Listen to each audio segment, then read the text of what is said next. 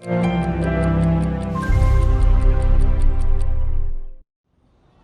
the first time in its 132-year history, the Brazilian census will include a question on quilombo communities. They're communities that were founded by runaway slaves over centuries, and in places like Ilha de Mar, an island with several quilombos in northeast Brazil, there are hopes that finally appearing on the census will be a catalyst for change. Marizela Carlos is a local activist. Comprovar o que, na verdade, For us to verify what is actually already known, how many we are, where we live, and what we produce. There is an intended blindness that we do not appear in statistics or in any survey. tem uma cegueira intencional.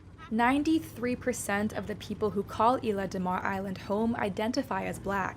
Many here are hoping that a proper count of their population will lead to more elected Black candidates and open the door to improved social services and guaranteed rights for their communities in remote areas. They say some progress was made under former President Luiz Inácio Lula da Silva 2 decades ago, but much of that has been undone by incumbent Jair Bolsonaro. It's left locals frustrated.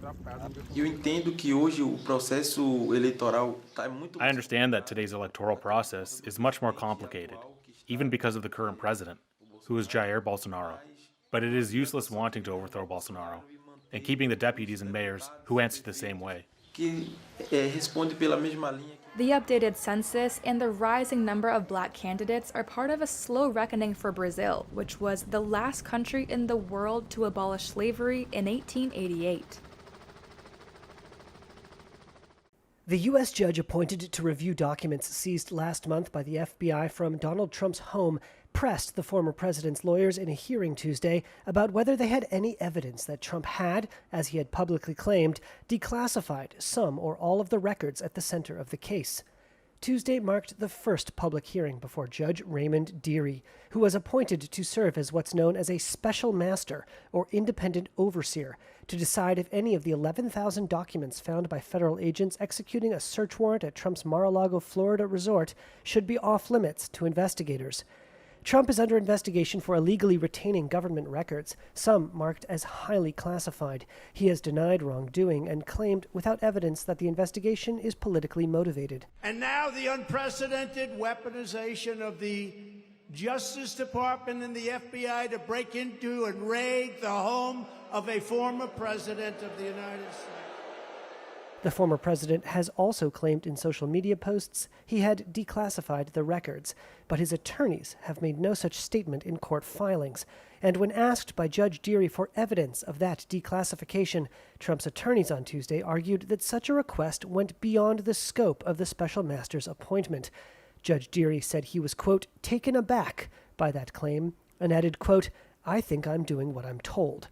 Dearie will recommend to the U.S. District Judge presiding over the fight over the seized documents whether any of them fall under attorney-client privilege or executive privilege, a principle that allows presidents to withhold certain information. The Justice Department has argued the appointment of the special master was unnecessary and is appealing part of the district judge's order prohibiting investigators from reviewing some of the seized materials while Judge Dearie reads through them. The August FBI search came after Trump left office with government documents and did not return them, despite numerous requests and a subpoena. Kyiv residents lined up for hours on Tuesday outside McDonald's restaurants after the American burger chain reopened 3 branches in the Ukrainian capital for the first time since Russia's invasion began. These restaurants are delivery only for the time being, but some diners got so excited that they waited outside to collect their meals from the couriers lined up next to them. For some, the meals give a taste of life before the invasion. We bought 3 big tasty menus for the 3 of us. This is the real deal. This is what I've been waiting for more than 200 days. What exactly is it? That's happiness, pure happiness.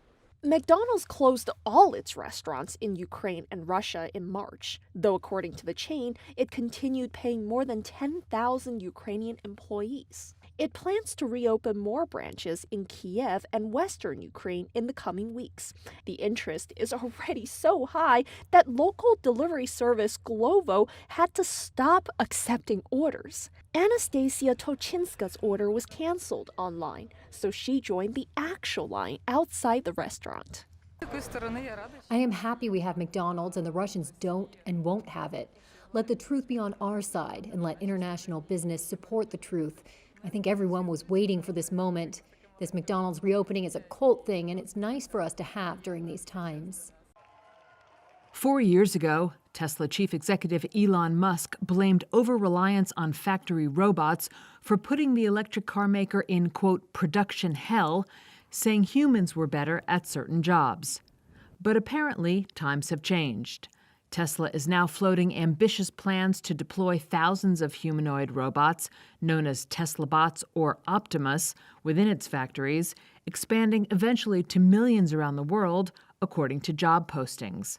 On September 30th, at its AI Day, Tesla will unveil a prototype of Optimus, production of which could start next year. Initially, Optimus will perform boring or dangerous jobs, including moving parts around factories, according to Musk. But he added that Tesla plans to leverage its AI expertise to develop and produce smart yet less expensive humanoid robots at scale, including ones for homes that can make dinner, mow the lawn, and, yes, even become romantic partners. Musk has also gone so far as to say that the robot business eventually may be worth more than Tesla's car revenue. But robotics experts interviewed by Reuters are skeptical about Musk's plans for widespread use of humanoid robots. They have been in development for decades by Honda and Hyundai's Boston Dynamics unit, and like self-driving cars, have trouble with unpredictable situations. One expert told Reuters that to succeed, Tesla will need to show robots doing multiple, unscripted actions. Tesla did not respond to Reuters' request for comments. For now, analysts seem more pageant than product, with one telling Reuters, quote, "It's all part of distracting people and giving them the next shiny object to chase after." As world leaders gathered in New York City Tuesday for the United Nations General Assembly, fully in person for the first time in 3 years, UN Secretary General Antonio Guterres opened with a grim assessment and called on the UN's 193 members to fix what he described as colossal global dysfunction. Our world is in peril and paralyzed.